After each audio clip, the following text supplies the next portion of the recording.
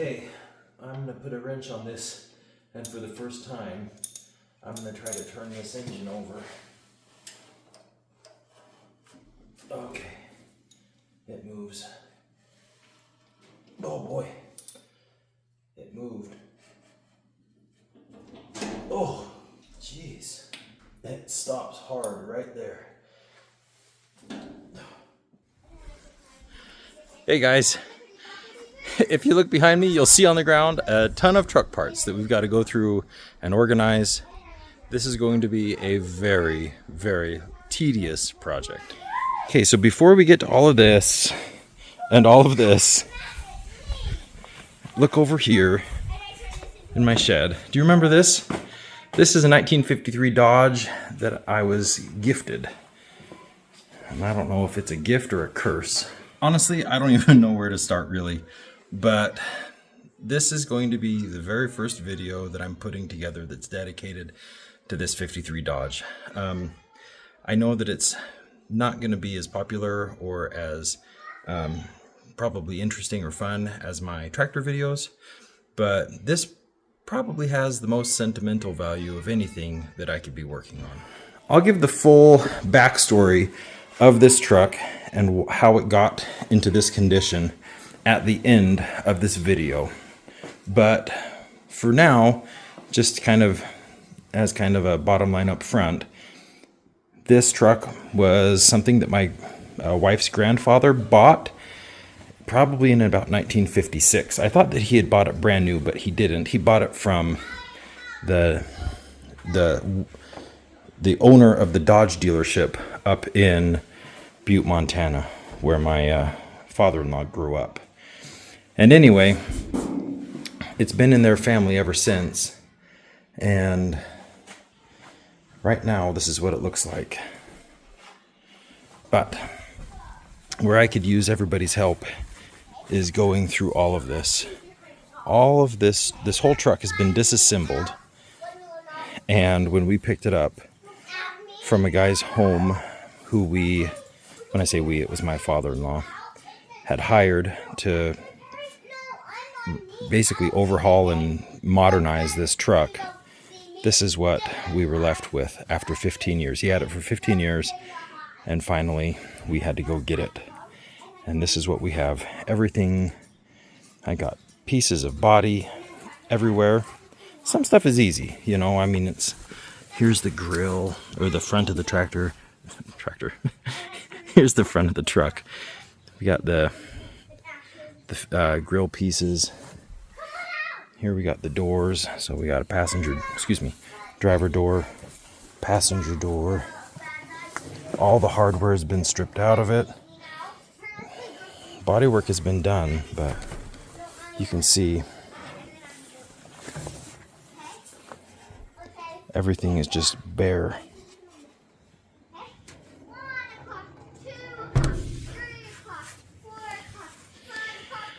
And then we've got over here fenders.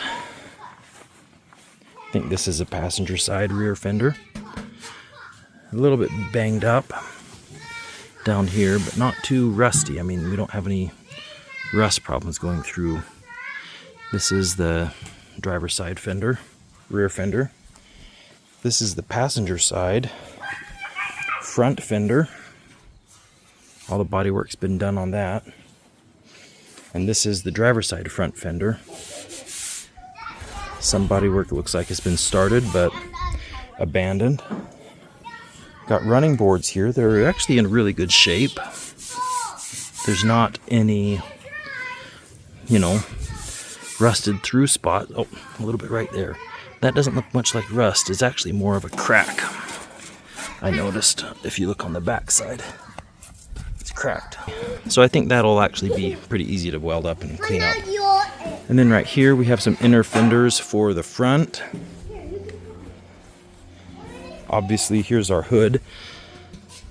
Here's the center portion of the hood. These 53 Dodges, the hood, it kind of opens up on the side like that. Looks like we do have some hardware on the underside of that.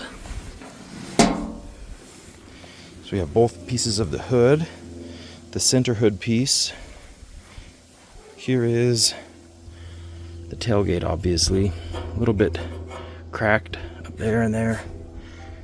I mean, it's an old truck, but it's really not too beat up. But here, this is where I'm just confused. I think these are parts of the floor. I think this is where the steering shaft goes through, your brake pedal and everything. Looks like he's done some cutting and doctoring to that. Obviously there's your transmission tunnel or transmission cover. These pieces right here, no clue. Maybe up by the core support, by the radiator. Same with these pieces right here. No idea what that is. Probably maybe a piece that holds some of the grill together. This right here. No idea what that is. Looks like we have a mating piece. No idea what that is. Maybe it goes in the cab someplace. We've got right here latches for the doors. Window wipers, looks like. I don't know what this is. Maybe this is more of inner fender supports and things like that. Same with this. Don't know what that is. Oh. You hear people talk about how when you take something apart, you know, bag and tag all of your screws and bolts in the container, mark it. Don't have any of that. I don't have any hardware at all. This is it's just lost over 15 years. He tore everything apart, disassembled everything, and didn't put anything back together. Here we have some handles. These look like some striker plates for the door.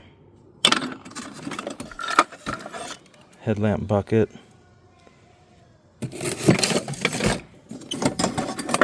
There's the old speedometer and odometer. 21,241 miles.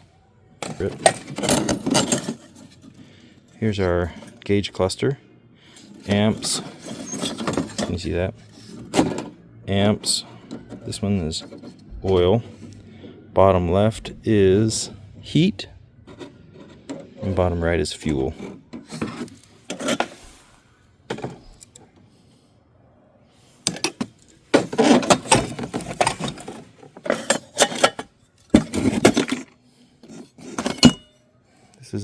This must be, I bet this is something that holds the tailgate in place. That's what that looks like.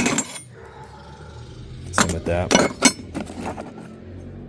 Glass marker lights. Headlight surrounds.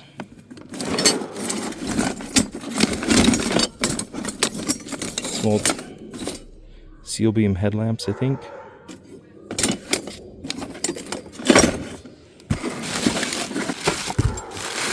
And then in here, just some, oh, these look like for the hood.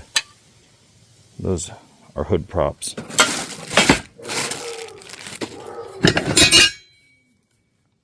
No idea what that is. Or that. Or that. I just do not know. I think I'm gonna, here's my goal. I'm gonna put all of the body of the truck back together. I've kind of got an inventory of what's laying out here on the ground in front of me, well now behind me. I'm gonna get all of that put back together.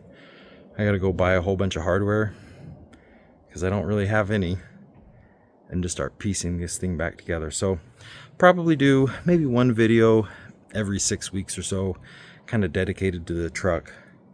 And I've got to make progress on it. My father-in-law's health is not good. He's terminally ill, and I think that it would be really something if I could at least get this thing put back together.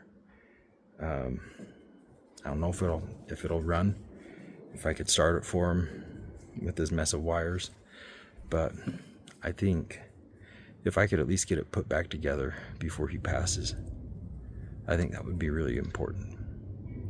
And then I'll finish it. And I think that'll be important to my wife and her family. It's kind of like a tribute.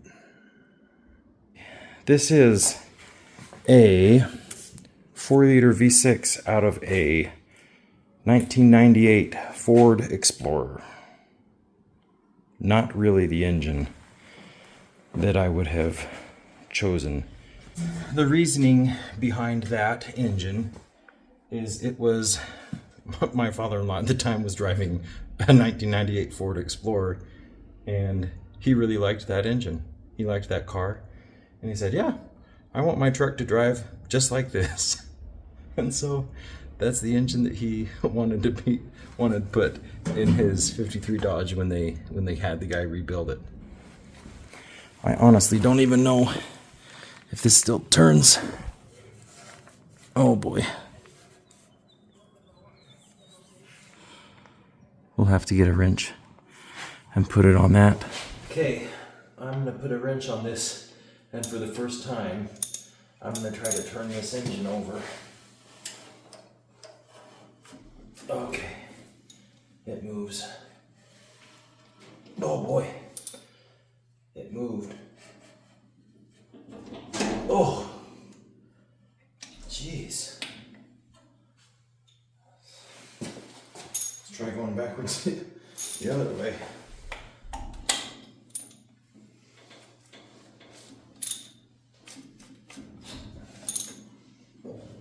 Oh boy. Oh man.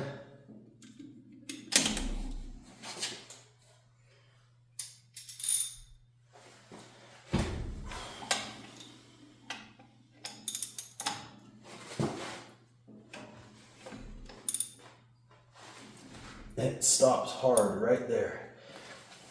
Well, before I force that engine to turn more than it wants to, let's pop these spark plugs out and dump some penetrating oil down inside the cylinders. Okay, so I'm loosening these spark plugs. I haven't. Okay. Oh, that's not too bad. No rust on that. Can you see that? That one's good.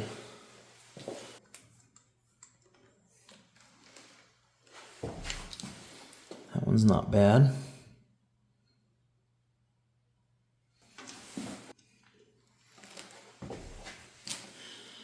That one's not bad either. Let's just squirt some WD-40 in there. 1, 2, 3. Come on, there we go.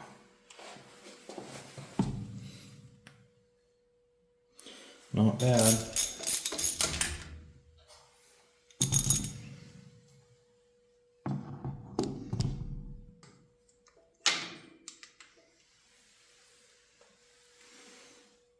They'll look about the same. Just really rich, but not rusty. Squirt some oil down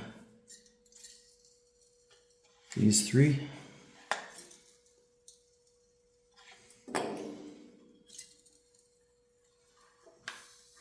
Okay.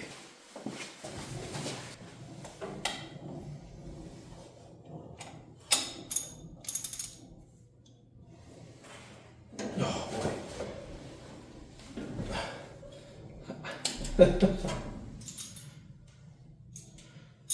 Now I know that this is a really short-handled wrench, but still.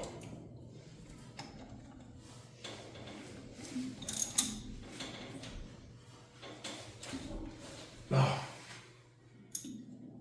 What am I hitting?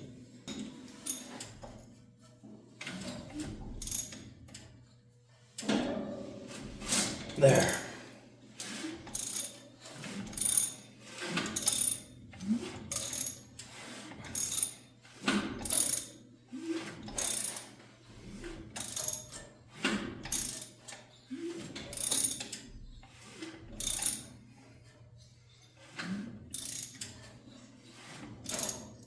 Okay.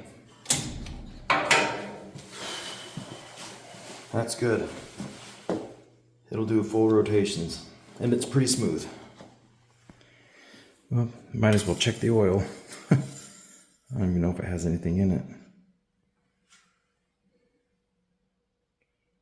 Yeah, it does. That's right where it should be.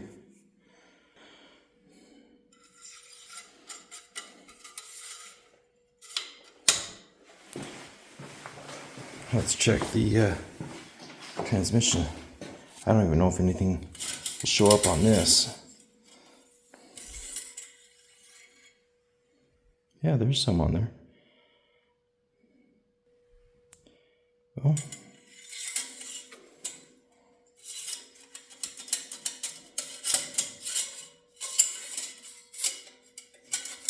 come on. Come on.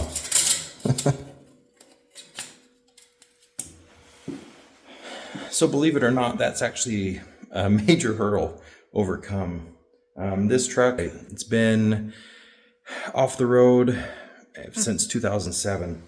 I guess I can tell you a little bit about this, the whole story behind it. It won't take too long. I'll try to be brief. But my father-in-law, like I mentioned, this has been in the family since probably about 1956. And he's had it painted a couple of different times, but it's always been, it's never been beat up. It's never been wrecked or anything like that. But, it was an old work truck for a long time, but I think well taken care of. Anyway, he drove it over to this guy's place. The guy that was doing the work on it was an old hot rod guy from Southern California. My father-in-law was a counselor, and he counseled with this guy. And man, he had a lot of stuff at his place. I mean, a lot of old Packards. You went into his shop, and he had Hemis, on engine stands and things like that. He had just big, beautiful cars. I mean, he really did know quite a bit about what he was doing. But he was like such a perfectionist that it got to the point where nothing could get accomplished because it had to be just perfect. And that's the problem with this truck is I guess he could never get everything perfect to the way he wanted. And so he just never worked on it. And so for the 15 years that he had it, as you can see, he completely disassembled. He did do a few good things there. As you can see, he did, it's obvious. He dropped this engine that my father-in-law wanted in there. And he redid the front suspension. So we've got independent front suspension. And we've got rack and pinion steering. So that's a pretty nice upgrade. We've got disc brakes here in the front. They're as rusty can be, but disc brakes in the front. And then in the back, we've got that same automatic transmission that matches with that engine out of that Explorer. And then driveline all the way back. And I was told that this is a rear end out of like a 2000 Mustang. So it has an updated rear end in it. And he did drop a fuel tank in here. And then he started doing body work. And from what he was doing, I mean, the inside is really nice. Completely took everything apart.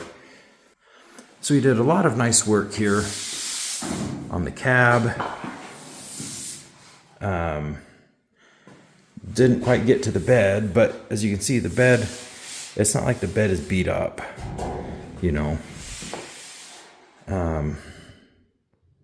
but still a lot of work that still needs to be done.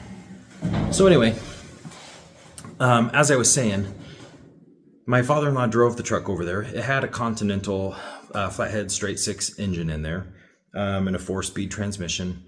And the guy just pulled it out and threw it off in the weeds.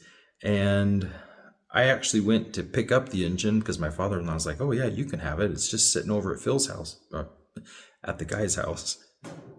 He said, "You could have the engine. It's just over at the guy's house."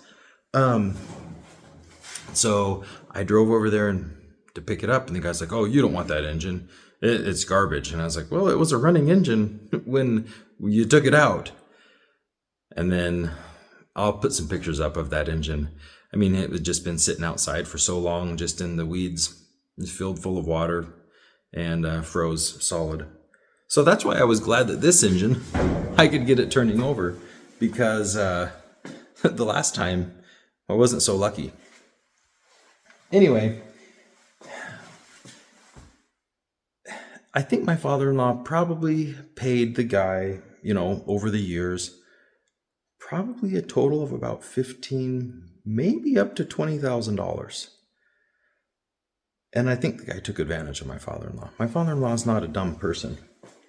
I mean, he spent years and years and years counseling with people. He knows people pretty well. And I think he was honestly trying to help this guy out. And, hopefully it was going to benefit him as well, but it just never happened.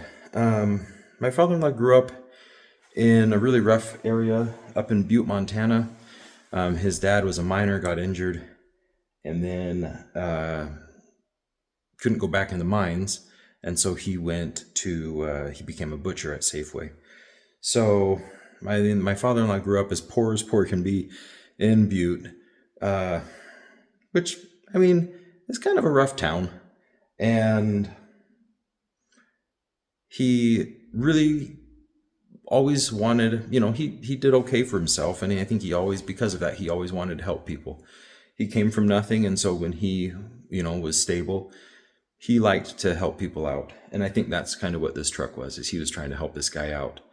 And it's just unfortunate that I think my father-in-law, this guy kind of took advantage of his generosity.